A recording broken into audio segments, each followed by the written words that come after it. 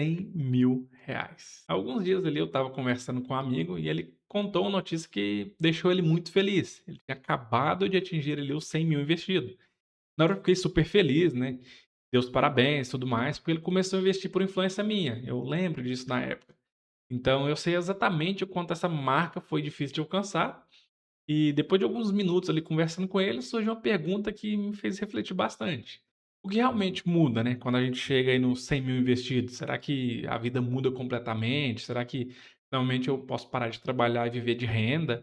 Ou será que esse número só tem impacto, mais psicológico do que financeiro, né? Foi aí que eu pensei: "Pô, acho que vale a pena gravar um vídeo aí sobre isso, né, sobre contando a minha experiência e o que eu passei até chegar nisso aí". E a resposta foi bem diferente do que eu imaginava quando eu comecei. Quando eu dei meus primeiros passos aí nos investimentos, né, os 100.000 nem passava pela minha cabeça, parecia um número completamente fora da minha realidade.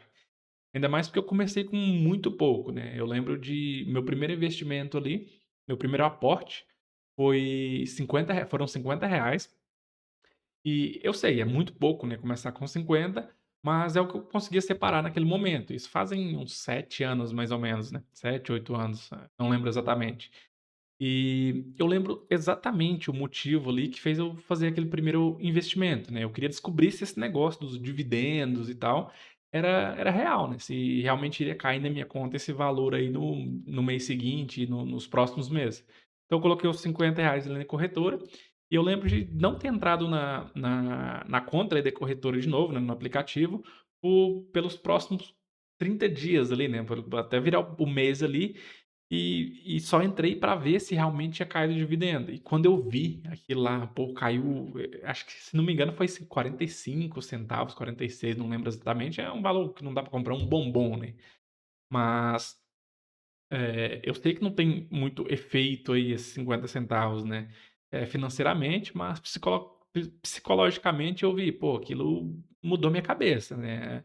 Eu vi que, pô, realmente funciona isso dos dividendos.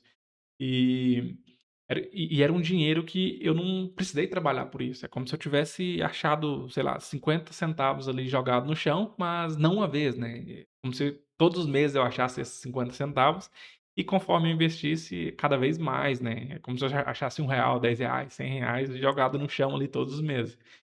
E eu sei que é uma coisa interessante, né, eu vi que funcionava, mas outra coisa completamente diferente é ter a disciplina para continuar investindo. E isso aí foi o que foi o meu primeiro erro aí, digamos, que eu não tinha disciplina, né. Eu não tinha nem um pouco de disciplina, e os primeiros R$ 1.000 investido demorou muito mais do que eu gostaria hoje em dia. E como os dividendos eram muito baixos, eu falei era 40 centavos, daí no mês seguinte, quando eu aportei mais, passou para 80 e R$ 1 e pouquinho. Por conta desses dividendos serem muito baixos, né, eu acabava perdendo a motivação algumas vezes, tinha mês que eu simplesmente não fazia aporte de nem R$ 1 lá, não investia em nenhuma ação, nenhum ativo, e simplesmente investia quando sobrava algum dinheiro. Às vezes sobrava, sei lá, 30, 40, R$ 50, e do nada eu lembrava dos investimentos e fazia um aporte. Mas não existia nenhum planejamento, eu não tinha nenhuma meta ali para os investimentos, e não tinha aquela disciplina de investir todo mês, né, para fazer a escadinha ali de crescimento dos dividendos, do meu patrimônio e tudo mais. E olhando para trás eu percebo que esse foi um dos maiores erros que eu cometi no começo. Porque enquanto eu tratava os investimentos ali como um dinheiro que sobrou, meu patrimônio crescia, mas numa velocidade muito lenta. Só que com o tempo, né, foi passando, eu fui aumentando os aportes, o dividendo também começou a subir, e teve um momento que aconteceu uma coisa muito interessante, né. Os dividendos deixaram de ser aqueles, centavos, alguns centavinhos ali ou pouquinhos reais, e começaram a pagar pequenas despesas que eu tinha. Por exemplo, pagar uma conta de água, depois uma conta de luz ou às vezes o mercado da semana. E eu sei que parece besteira agora, né, pensando nisso e lembrando disso. Mas foi exatamente nessa fase que eu comecei a pegar gosto pelo negócio de investir, porque finalmente eu consegui enxergar o resultado ali, nível foi palpável, isso já paga uma conta, já cobre uma despesa minha. sem eu ter que fazer nada, e cada mês o dividendo ia aumentando um pouquinho. Não era uma diferença absurda, né, o de um mês para o outro. Às vezes aumentava em R$ 5 em comparação com o mês anterior, mas quando eu abri o aplicativo ali da corretora e vi aquele valor crescendo, né, esse mês eu recebi 50, no mês que vem eu recebi 55 ou 70 e por aí vai, né. E foi aí que, sinceramente, isso tornou meio que um vício, mas não no sentido ruim da palavra, né, mas virou uma motivação enorme para mim continuar fazendo aquilo, e eu queria ver até onde podia chegar, né, até quanto esses dividendos iriam crescer.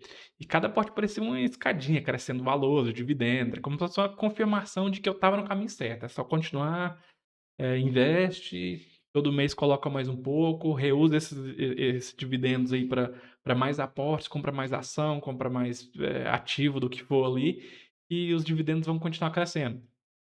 Aí foi nesse momento que eu comecei a parar de investir só quando sobrava dinheiro e comecei a me organizar, né.